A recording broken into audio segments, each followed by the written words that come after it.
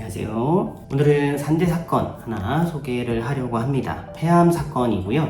이 학교 급식실에서 발생한 폐암 산재입니다. 작년 기준으로 한번 살펴보면은 이 급식실 종사자 중에서 폐암으로 진단을 받으시고 산재로 승인된 경우만 175건이라고 합니다. 그 중에서 이제 돌아가신 분만 해도 13명이라고 하는데요. 수년째 이 노동조합이나 여러 노동단체에서는 이 급식실 환경을 개선하기 위한 목소리를 많이 모으고 있습니다. 저희 사무실에서도 이제 피해자분들의 손해배상 청구 사건도 진행을 하고 있고 산업재해 신청도 지원을 하고 있습니다. 최근 행정법원에서 이 급식실 종사자의 폐암을 이제 업무상 재해로 인정해라 라는 그런 조정 결정이 있어가지고 소개를 해보려고 합니다.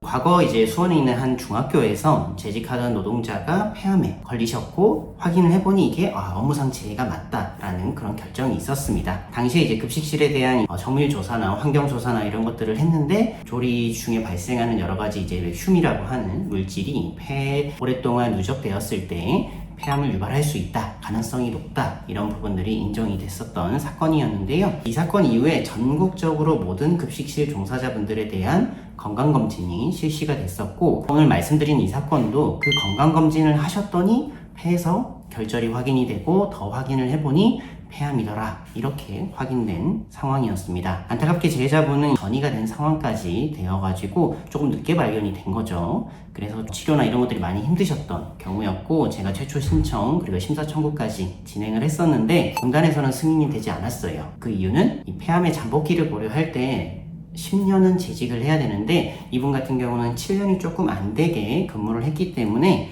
불승인이다, 이런 내용이었는데 저희가 이거 신청할 단계만 해도 이미 113건이 산재로 승인된 상황이었고, 물론 이제 10년이 되지 않은 일부 사건 같은 경우는 한 14건 정도가 불승인된 사례였고, 아무래도 이 사건도 같은 이유, 다른 건들과 비슷하게 불승인이 된 상황인데요. 좀 이해할 수 없는 거는 당시만 하더라도 10년 미만 근무한 분들도 산재가 승인된 경우가 있었어요. 저희가 진행한 사건도 그랬었고, 학생 수가 많거나 아니면 지하에서 근무를 하셔가지고 환기가 너무 안 됐다, 이런 경우들이 복합적으로 있었을 때는 근무기간이 짧더라도 누적 노출량이 많았을 거다, 이렇게 해서 승인이 됐었거든요. 이 부분 같은 경우는 이제 1300명 정도 되는 굉장히 큰 고등학교였고, 그러다 보니까 노출량이 많았다라는 이유로 승인이 됐었습니다. 이런 것들을 보면은 10년이 꼭 결대적인 기준은 아니다 라고 생각이 들고, 많은 단체에서도 기자회견도 진행하고 목소리를 많이 내는 활동을 벌였음에도 불구하고 여전히 이제 10년 미만인 경우에는 불승인이 되고 또 소송까지 가야만 승인되는 상황이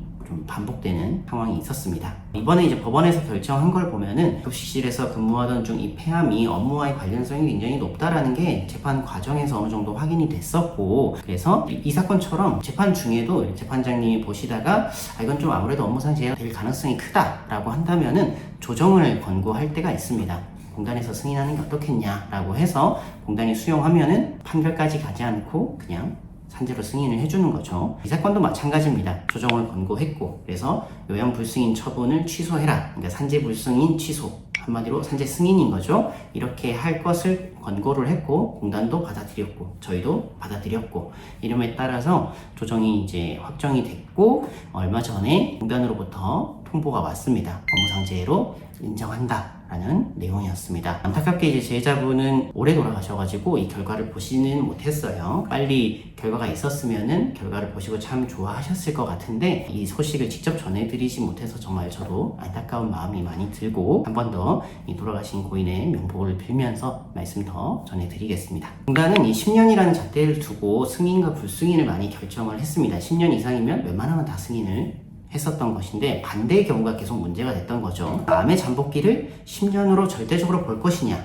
이것이 이제 이 사건도 쟁점이 되겠죠. 이 사건은 진료기록 감정을 진행을 했었는데, 직업환경의학과 전문의가 감정했던 소견들을 쭉 소개를 해드리겠습니다. 재해자의 폐암과 업무와의 관련성이 결과적으로 높다라고 회신을 주셨는데, 그 근거들을 여러 가지로 제시를 해주셨습니다. 최근 연구에서는 노출의 강도나 발암 물질의 정도, 그리고 개인의 감수성, 이런 것들을 종합적으로 고려해가지고 잠복기를 5년 이상으로 볼 수도 있다. 이런 연구들도 있다라고 소개를 해주셨고, 최소 10년이라는 것을 모든 사람들한테 일률적으로 적용하는 것은 맞지 않다라는 의견도 제시를 해주셨습니다. 그래서 개별적으로 검토를 해서 이분한테 감수성이 더 예민할 수도 있는 거고, 그 환경이 더 열악했을 수도 있고, 이런 것들을 같이 보라는 취지였습니다. 인용되어 있는 논문도 그렇고, 저희가 이제 제출한 이제 각종 통계 자료, 안전보건공단이나 산업안전 이런 여러 가지 공단에서 만든 자료에도 보니까는 이 10년 미만인에도 업무상 재해로 인정된 사례가 충분히 존재를 했었습니다. 그래서 이런 것들도 다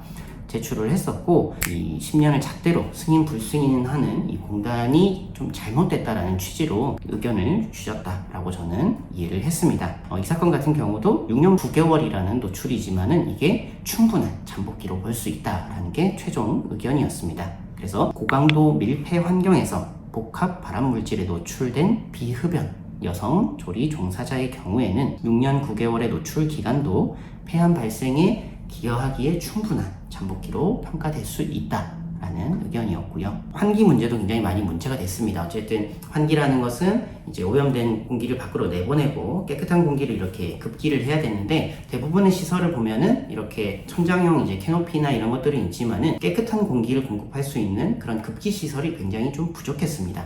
창문에 돌아가는 이런 환풍기 정도 있는데 이것만으로 급기가 제대로 되지는 않는 거죠. 그래서 오늘 조리를 하다가 발생한 유해 물질이 밖으로 빠져나가지 제대로 못하고 계속 이렇게 순환될 수밖에 없는 상황들, 이런 것들도 종합적으로 고려해야 된다라는 내용이라고 볼 수 있겠습니다. 그래서 10년 미만이라 하더라도 개별적 판단이 필요하다는 거, 이 부분이 가장 중요한 내용인 것 같아요. 그래서 급식 종사자분들 중에 이렇게 폐암 진단을 받으시고 10년이냐 아니냐 이것 때문에 결정되는 걸 보고 일부 피해자분들은 이런 얘기도 하셨어요. 만약에 내가 이번에 건강검진을 안 했다면 결국은 훨씬 더 악화돼서 발견되지 않았겠냐? 그럼 산재로 승인해 주는 거냐? 내가 심각할 정도로 발견이 돼야 산재를 해주는 이 제도가 과연 맞느냐라는 비판이었습니다. 이 검진을 통해 가지고 암을 일찍 발견하면 다행이죠. 보통 1기나 0기에서 발견이 되시면 수술을 통해 가지고 완치되는 확률이 훨씬 더 높습니다. 하지만 늦게 발견되는 경우들은 대부분 저희가 보니까 뇌나 뼈로 전이가 돼서 3기, 4기 이런 상황이어서 수술은 불가능하고 계속 항암만 하는 상황이 있었습니다. 그래서 이 사건 재해자분도 힘든 항암 치료를 오랫동안 진행을 하셨었고, 연락을 드리면 늘 밝은 목소리로 전화를 받아주셨는데 그렇게 병마와 싸워가셨던 게 기억이 남습니다. 그래서 공단에서 이제 불승인 했을 때도 이제 항의 기자회견에도 함께 해주셨었는데 결과를 늦게나마 이렇게 전달 드릴 수 있어서 다행이라는 생각도 들긴 합니다. 이 사건이 이제 이 10년이라는 기간 때문에 난 산재 신청 안 하는 게 좋겠다라고 생각하시는 분들이 있으면은 보시고 좀 도움이 되셨으면 좋겠습니다. 오늘은 급식실 폐암 사건에 대해서 말씀드렸고, 궁금한 내용이 있으면 댓글 남겨주시면 답변 드리도록 하겠습니다. 다음에도 유익한 내용으로 인사드리겠습니다. 감사합니다.